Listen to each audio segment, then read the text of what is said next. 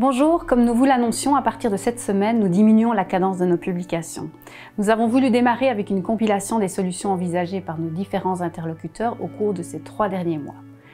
Il va de soi que la situation a évolué depuis, mais nous pensons que cela vaut la peine de revenir sur un discours orienté solution. L'objectif de la vérité du moment étant toujours d'envisager la crise de manière systémique. Il faut calmer la population. Comment calmer la population? C'est en prouvant par A plus B, en vraie pratique épidémiologique, que le virus n'est pas mortel. Si je vous disais que le virus tue 0,2% des gens, que c'est équivalent à la grippe, est-ce qu'on a besoin de faire tout ça? Vous allez me dire, ben non. Mais pourquoi les gens meurent? Eh bien, il faut que la première ligne médicale se remette en marche. Il faut qu'on soigne avec amantadine, avec antibiotiques. Il faut redonner de la confiance aux médecins de première ligne et aux infirmières de première ligne et aux maisons de retraite. Quand la confiance est trouvée là, on va désengorger les hôpitaux. Et quand on désengorger les hôpitaux, on aura le temps d'attendre le vaccin parce qu'on verra que la crise est gérable. Les premières lignes existaient avant et qu'elles étaient déjà implémentées dans toute une série d'endroits. Mais par contre, ce qu'elles ont fait, c'est qu'elles ont dû se replier, se refermer, parce que les lieux où les premières lignes travaillaient ont fermé. Donc il fallait laisser les premières lignes ouvertes. On doit être là, on doit maintenir les psychologues dans les unités, maintenir les consultations, etc. On le dit.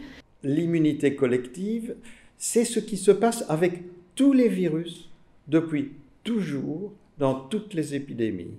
Les épidémies finissent par s'arrêter parce que une proportion importante des gens ont eu le virus et sont protégés et arrêtent d'être contaminants. Je constate, en regardant ce qui se passe en Europe, que les endroits où les choses fonctionnent le mieux, c'est là où le pouvoir a dit « écoutez, nous ne savons pas », ou bien « nous n'avions pas de masque », où les gens ont joué l'honnêteté et le parler vrai.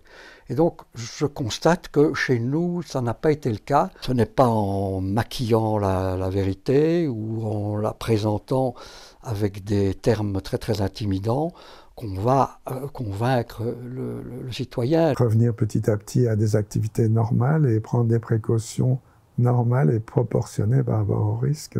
Je pense que les gens ont beaucoup besoin qu'on redise des choses simples, de manière générale. Moi, ça me frappe beaucoup.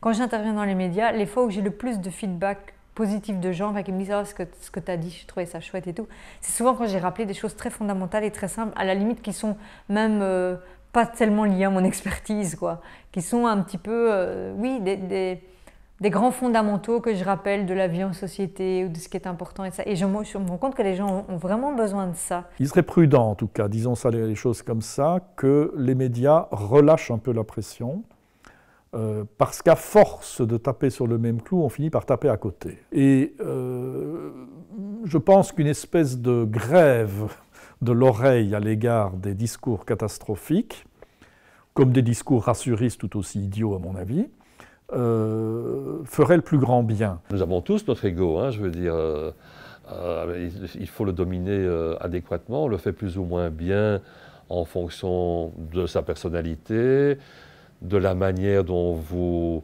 titille à l'exacerber éventuellement, et les médias s'arrangent, une partie des médias s'arrangent en tout cas pour le faire parfois, et aussi dans un certain contexte, quand vous êtes effectivement fatigué, sous le stress, etc., probablement, même certainement, on réagit de manière différente et on exacerbe des choses que normalement on ne révèle pas de la même manière. Je pense qu'il y a un gros effort à faire aussi dans les médias pour sortir de ces informations constamment anxiogènes et pour faire des choses amusantes et ludiques par rapport au Covid, c'est-à-dire qu'il y a moyen aussi d'être créatif par rapport à tout ce qui se passe et ça manque véritablement.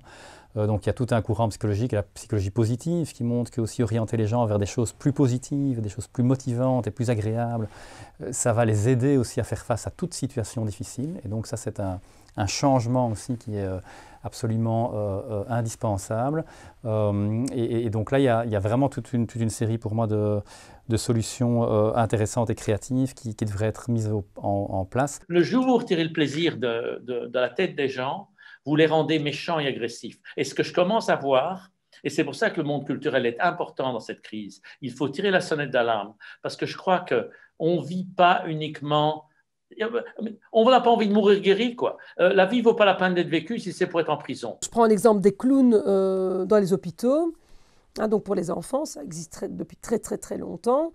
ça a été institué, on a montré l'effet positif pour les enfants hospitalisés. Alors, je ne dis pas qu'il faut des clowns pour les gens en confinement, mais réfléchir justement à se dire, tiens, est-ce que avec le monde artistique, on pourrait réfléchir à comment faire en sorte que les artistes puissent faire quelque chose et donc puissent retrouver en tout cas une occupation, un travail, le temps de ces coupures-là, et que ça puisse aider, servir des personnes qui seraient dans le besoin, ou avec cette créativité qui sied aux artistes, beaucoup plus peut-être qu'à des ministres qui, eux, ne sont pas là pour ça, ils sont là pour réfléchir aux règles du pays. Nous sommes de toute manière dans un besoin urgent de réinventer complètement notre organisation collective et nos modes de vie. C'est une des grandes crises de l'histoire de l'humanité, c'est une crise de croissance possible. En même temps, on sait aussi qu'avec l'urgence climatique et écologique, on n'a pas beaucoup de temps devant nous, donc il faut qu'on trouve très vite des solutions meilleures que celles qu'on a trouvées par le passé. Et donc c'est important qu'on puisse se mobiliser collectivement dans une inclusion de toute la diversité des intelligences et des expertises pour trouver cette avancée bénéfique qui nous permettra dans 10 ans de nous dire mais heureusement que cette crise est arrivée, ça nous permet d'avoir assaini tout un ensemble de choses et de vivre beaucoup mieux ensemble. Des modèles comme les modèles coopératifs, des modèles comme des modèles d'autogestion qui ont quasi disparu alors qu'ils étaient beaucoup plus présents il y a 40, 50 ans, même avant, mériteraient d'être visités. Je pense qu'il y a vraiment des enjeux et là les sociétés non occidentales nous donnent des pistes. Comme anthropologue, je vois combien dans toute une série de mécanismes que nous qualifierions d'associatifs, on arrive à reconstruire des logiques différentes qui permettent de créer de l'activité mais qui est inclusive, où on n'est pas dans des logiques où certains sont laissés sur le côté et pas d'autres. À travers son histoire, l'humanité a toujours été touchée et parfois décimée par de grandes épidémies et il est certain que ce qui est frappant, c'est qu'on est toujours dans une démarche réactive par rapport à cela. On sait aujourd'hui que les 3/4 des nouvelles maladies infectieuses sont des zoonoses, c'est-à-dire des maladies qui nous sont transmises par les animaux. On sait que la destruction de la biodiversité, donc la réduction de la taille des habitats de la faune sauvage, accentue la proximité avec les établissements humains.